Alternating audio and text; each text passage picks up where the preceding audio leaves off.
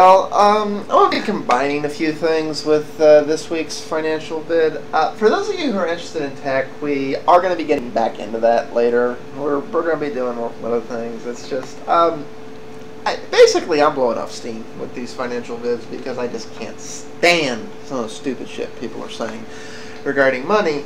And I'd really rather you execute winning moves when it comes to your personal finance rather than let some salesperson or somebody who doesn't know jack shit about money and everything else to do things. But apparently, and it's either the PM troll advocates who just don't get it, or maybe I'm not articulating myself well. So I'm gonna go over basic concepts of various ways to build a money tree in terms of the resources you have access to, and try and better explain what I have been getting at. Okay, I'm not going to go into raw particular numbers with this one, but I'm basically going to, this is the updated chart for our buying power experiment.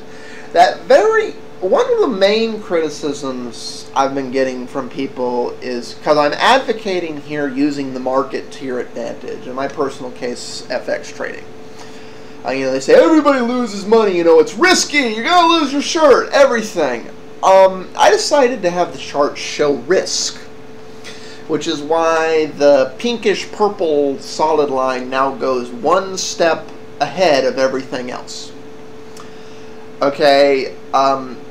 The one step back numbers are adjusted for inflation and everything, and you see where gold is, you see where silver is, and you see where your cash is if you had done nothing. Last month's inflation was a little bit better than I was expecting it to be, at least according to the official numbers, so take that with a grain of salt. But, these are all being measured by the same yardstick. Now, you can argue whether that yardstick is 100% accurate or not, but you have to be consistent when doing metrics like this. And we've got our mid-month results. Even though it's been a largely flat month in the Forex market, at least in the things I pay attention to, that purple line, purple-pink line, the second to last one, has been bouncing back and forth between even to up a little bit. So who knows where it'll be by the end of the month and officially adjusted for inflation. It's probably going to be somewhere between ever so slightly negative and so forth. But I added one more tail into it for all the people who are complaining about risk to kind of drive a point home.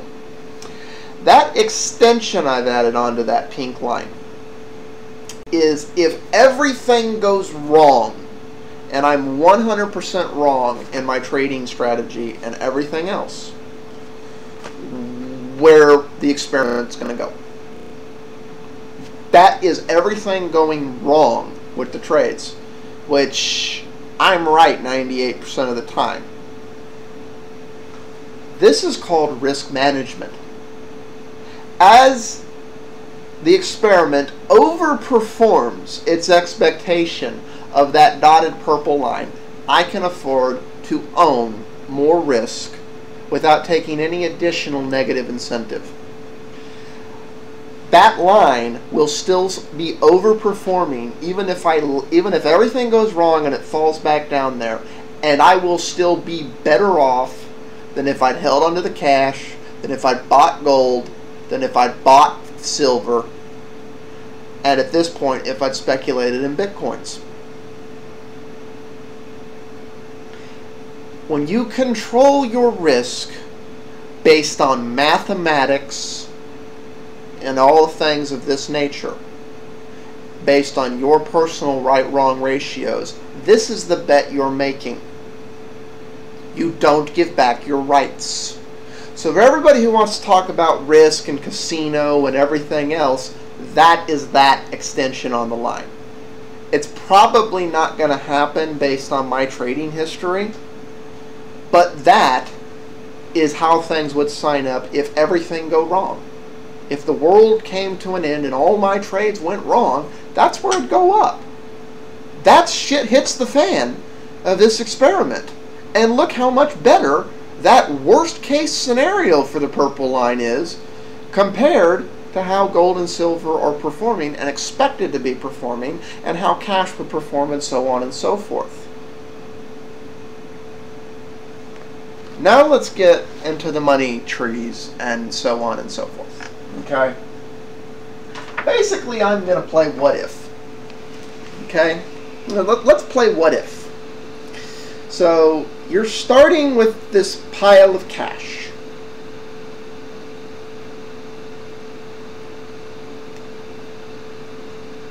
And you have all this cash. And you have choices. You can do all of these things with it. Well, I'm going to tell you point blank, the very first thing that happens to your cash, without choice, in the U.S. system, is inflation sucks some of it up. Whether that's a good, bad thing, whether you think that's ethical, you know, that's besides the point. That's the system. That's the first move. You can complain about it all you want, but that's the way it works. Now, let's look at what the precious metal advocates, you know, the PM stackers, physical gold and silver and so on, are doing. Let's look at their money tree. Most of them do pay their bills first. Okay, they have that right. I mean, they lose to inflation, then they go pay their bills. A good deal of them advocate that you should then stick everything else in gold and silver. You know, bet the farm, as it were. Some of them even advocate that you should get debt and then invest that debt in gold and silver. Now, here's something that's interesting about gold and silver, and really any commodity. A certain percentage of the price change goes to the inflation vacuum cleaner, and a certain percentage of the price change, because it's traded, is going to go to the speculation vacuum cleaner. This is their money tree. Now, they may, instead of going into debt, save, and then send that savings over to gold and silver. But this is their money tree. Are you noticing the flaw in their money tree? How does this money tree grow? There's only one way this money tree grows. Because bills don't make you money. At least not these type of bills, you know, your day-to-day bills. Debt tends not to make you money unless, you know, you're in the process of lending and so on and so forth. Basically, they have one winning move and one winning move only. Gold and silver increase in price quicker than inflation, and price-suppressing speculation can overtake the value increase. That's it. That's their only winning move. Does it happen every so often? Yes. Does it happen every day? No.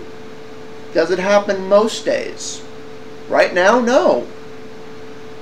Are we in a time where it's primed to happen before things get worse for gold and silver in the rate at which these vacuums vacuum up the value? Probably not. Yet, this is the money tree they advocate as their salvation. And this is why I don't like gold and silver right now. This money tree makes no goddamn sense. The gods are chuckling. They're going, interesting plan. Whammo! Now let's look at a different money tree. Let's look at the money tree of the average person. Okay. Admittedly, this money tree has less winning moves than the gold and silver advocates, which is why they think their money tree is just so great. So let's look at this money tree. Just like all money trees, you start with the cash or resources you have, and the very first thing that happens is, because we tend to have inflation right now, the inflation sucks some of it up. Now, I'm going to do this in the order that the average person You know, the average consumer prioritizes their bills, but after I get done drawing this money tree, you're going to realize the order doesn't really matter. The average person puts fun first. Okay? Then after they get done with their fun, they'll either go pay their bills, and some of them will just go buy stuff. You know, we all need stuffier stuff. If they have some left over, they'll save money. Every so often they'll mismanage and use their savings to pay their bills because they don't have enough cash coming in to pay them. And every so often they'll have to go into debt to finance the fun and the stuff, which then results in having to use some of the debt to pay the bills. This is the average person's little money tree. Anybody seen a flaw in this one? How does this money tree grow?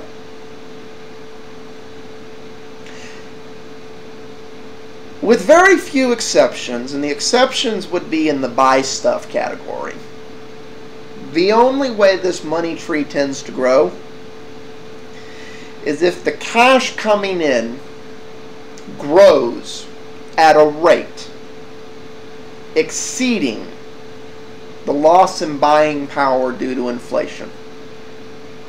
Otherwise, this money tree stays flat, and the way it eventually ends is in old age, when the person is too old to work. Their savings is being depleted as quickly as they stockpile it up, or at a rate that's being vacuumed up by inflation, and they're going progressively backwards, but they can keep the ship afloat with this money tree pretty much indefinitely, as long as they're able-bodied, able to work, and able to keep new cash coming in to keep the tree afloat. So good for them. But in old age, they're going to have to settle for a lower standard of living. But they're going to be middle class to lower middle class throughout the whole of their working life, and they're likely going to retire poor. Because it is entirely at the generosity and the discretion of others that their money tree grows. It is entirely and completely beyond their control. This is one of the reasons why a lot of ideas are becoming popular again that just don't fundamentally work economically. Because they need those generous oligarchical benefactors to give them more cash to help their money tree grow. Because their money tree will not grow on its own. It needs somebody else to water it and tend to it. These are the people I'm trying to get to remanage their things. I'm not sure I can ever help the gold and silver advocates because they've built their whole house of cards on just a fundamentally flawed tree that every once in a blue financial moon pays off, so they think the casino is worth playing. Okay, you know, maybe they're right. Maybe now is one of the times when the slot machine's going to pay off. I personally consider it too much of a gamble. So, we've followed this one. Now let's look at the one I advocate. Just like all the others, you start with the money, with your cash. Just like all the others, the very first thing that happens is inflation sucks some of it up. For myself, the very first thing I do with any money that comes in is allocate it towards having bills for my time taken care of. Then I do two more things with my money. I save some of it, and I put some of it in the market. Now, there's activities that are going on every day in our world that are by nature speculation and bubbles. Here's a really interesting thing. When inflation and speculation work together, they create opportunities in the market.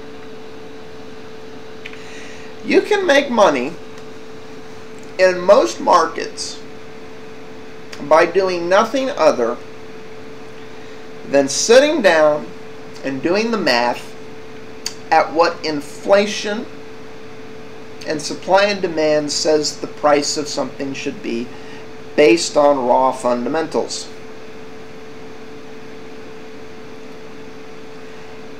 And then seeing if there's some type of speculatory bubble going on that has driven it either above or below that price.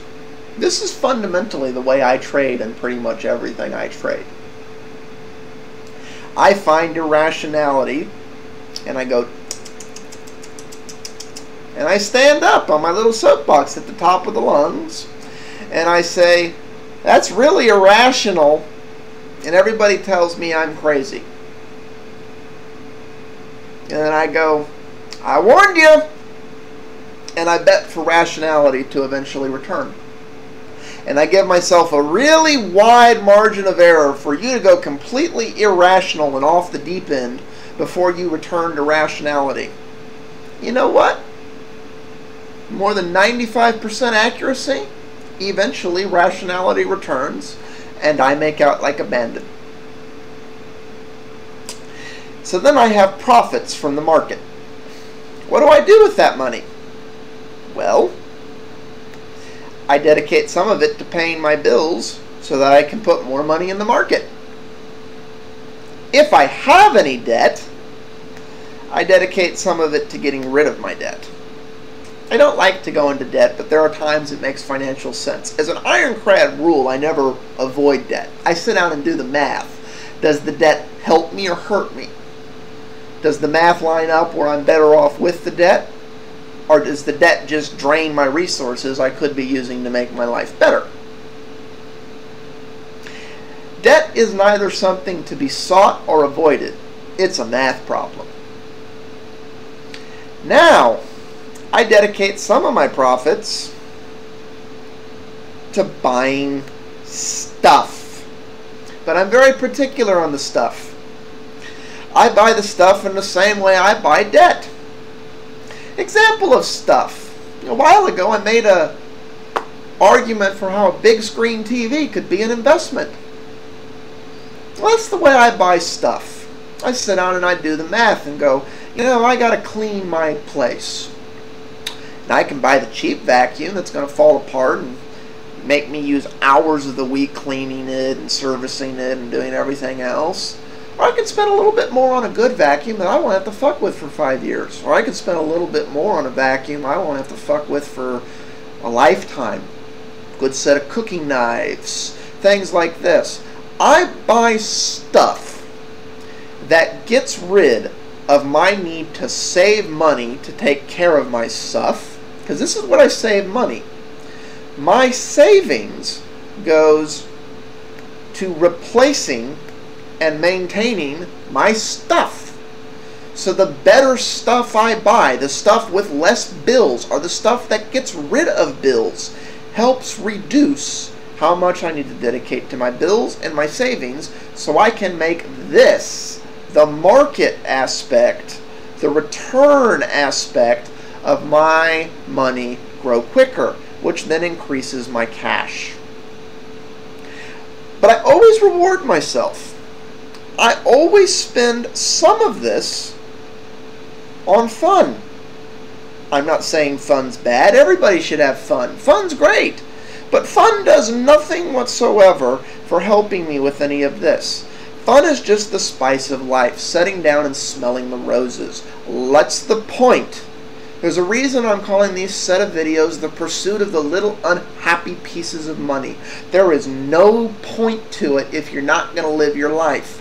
And this is the real problem I have with the PM, the gold and silver advocates. They say put life on hold and dedicate everything to a long shot.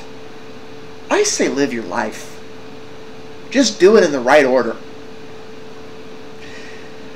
When I get to the point that I've eliminated enough of the savings and bills that this thing is getting to go, I start dedicating some of this to two other things. One, to businesses. Okay? Businesses are a complex thing. We say businesses are wonderful things and everything else. I'm going to tell you, someone who started many, many businesses, the reality of wanting a business is most of your customers tell you you're a crook because you won't give them something for nothing.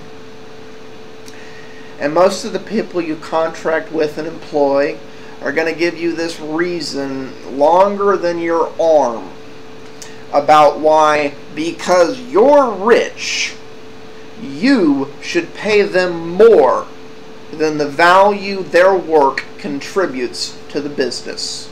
Now call me a miser, call me greedy, call me an SOB, say there's something wrong with me, but running a business is capital management. If you don't want to do this, don't invest in businesses. And honestly, it gets to the point eventually where I've had it up to here, and every business I've ever had, I ultimately start looking to spin off to my general manager, and we work out some kind of a buyout opportunity. And my GMs are usually one of the first 5 to 20 employees or subcontractors that I worked with. They've been with me since close to the beginning. They know the business as well as I do. So me extending them a line of credit against the future of the stability of that biz so they can ultimately buy me out on favorable terms that let me free up capital to do other things, lets them have a livelihood and maintain the livelihood of the good employees that are helping maintain that business at a price that the customers are willing to pay for. It's a win-win. Okay? That's called venture capitalism, by the way, y'all. And it's a good way to get rich, help people. And if you've noticed, everything I'm doing to generate wealth here is contributing to economic activity for other people and other people's jobs and well-being and getting wealth. I'm not trying to withdraw myself from the economy. I'm just acting in my own self-enlightened best interest. God's forbid. Then I get to the point where I actually have revenue coming out of that biz. So I'll dedicate some of that to paying off debt, if I have any. And I will dedicate at that point both market activity and biz activity to just because I can, or WTF. Those of you know what WTF stands for: speculation. That is something like Bitcoins. Bitcoins may never catch on. Really, at this point, it's 50-50. Back when I got into it, years ago, when I heard about it, initially I didn't like it. And at a bar with some Bitcoin people, I said, screw it, why not? Put 20 bucks into Bitcoins. I've got all that money back and then some. I have way more Bitcoins, and if Bitcoins take off, oh guys, I'm going to get millions of dollars out of Bitcoins, and I've already gotten thousands of dollars off of that $20. And you know what? Speculation like that has a high probability of blowing up in your face, but if you can afford to gamble, why not? Because the long shots do occasionally pay off. Bitcoin's paid off for me regardless of what the hell happens at this point going forward. I have no skin in the game. I still have Bitcoins, and every so often I cash some out at, oh dear God, profits. The gods are smiling on me there. And that's the advantage of what the fuck speculation. Apologize for cussing you. After I've done all of this, and I have eliminated all my debts of the moment, and my bills for a time period I deem acceptable, ideally 10 years or the ability to retire. And I don't need to save money to maintain my stuff and the level of fun I want to have, because my money trees are strong enough to maintain my standard of living, and they're stable. Their stability over 18 to 36 month averages is enough to do all these things for the foreseeable future as things overall stand. At that point, I've got extra wealth that pretty much I'm just going to be stockpiling in greenbacks, US dollars, extra things. And you can only do so many businesses at one time. Honestly, I don't recommend doing more than 2. Really, you should focus on 1. To do 2, you need a good executive management, general management team where basically if you don't show up for work, the business keeps running. Okay? And that takes years to create. You know, it does. Okay? So you got your hands full with 1. Serial entrepreneurs are a special breed of people, and they tend to delegate the what the fuck speculation and the market to other people. Good traders that generate a good return, who fill the job as money managers and so forth. Which, incidentally enough, it's why I bring the market thing into this, because you don't have to know how to trade at all. You just have to find a reputable money management whose interests align with yours. It's an alliance. If what they want from their trading is in line with what you need from the results of your market investment, it's a win-win, and you can dedicate your time to doing biz and other things. Me, I start with the market, then I do the biz, then I do the speculation. There's no rule that says you can't do the biz first and then roll those profits the other way around. So you could reverse the biz and market one depending on who you are. You don't have to know anything about trading. You can delegate that to a reputable money manager. Now, a reputable money manager, because their job is to marginalize risk, is not going to do what the fuck speculation for you. However, there are money managers that have well, this is my investment fund that is very conservative and a good place to park your money. However, I'm a capitalist. So I have this really high risk bordering on gambling one over here. I don't recommend you put your retirement or your nest egg or your savings in there, but if you have money for gambling, the potentials for return are much higher versus the risk, if you're willing to own that risk. But the money managers that offer those flavors, that what the fuck speculation, are a rare breed, and the reality is, because it creates a negative atmosphere, most of them won't do it publicly. Now, gold and silver, as I said, most of its power gets sucked up by inflation and speculation, which is then sucked up at the market. But if at that point you have all this extra capital, you can retire, you're wealthy, everything else is taken care of, your money trees are strong and growing on their own.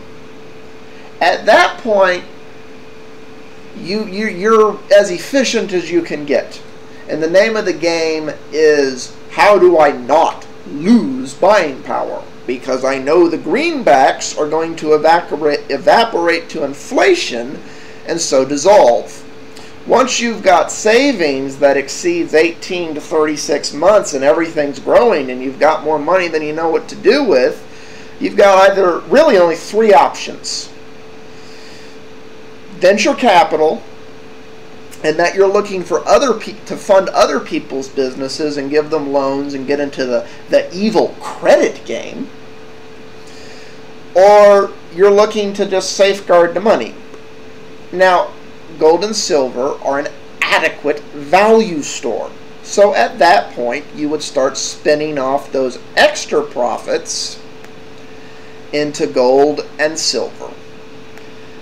when the time is right, when they're below the value curve and they are showing strong signs of a worst case scenario of break even to losing less buying power, to losing value slower than the cash would.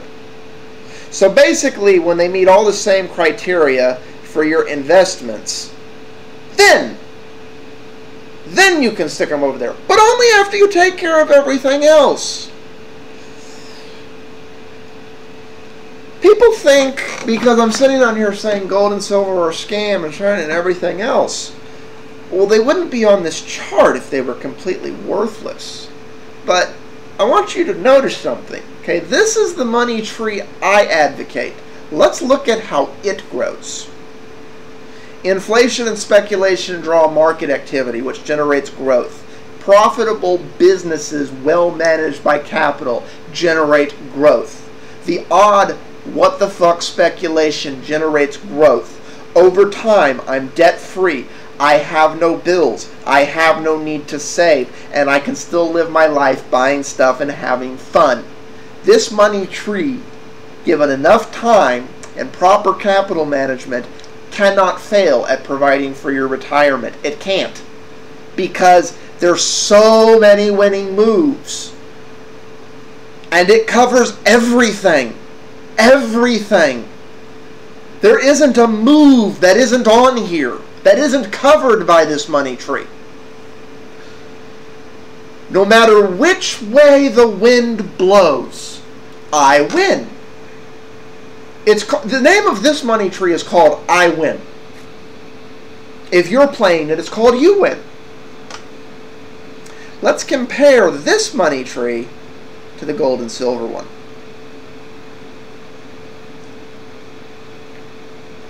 The gold and silver money tree. Look at all the things it leaves out.